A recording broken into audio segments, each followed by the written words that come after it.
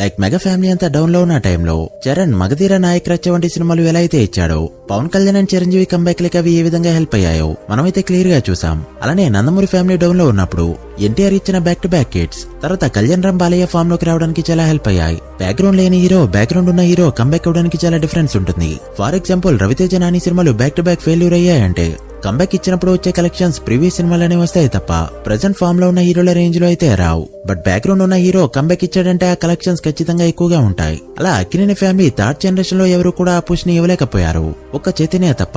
గత 20 years గా అక్కినేని హీరోల సినిమాల్లో నాగ చైతన్య సినిమాల్ని పక్కన పెడితే వచ్చిన హిట్స్ ని ఒకసారి చూద్దాం. శ్రీరామదాసు సోగ్గడి చిన్ననైనా ఊపిరి అండ్ మోస్ట్ ఎలిజిబుల్ బ్యాచులర్.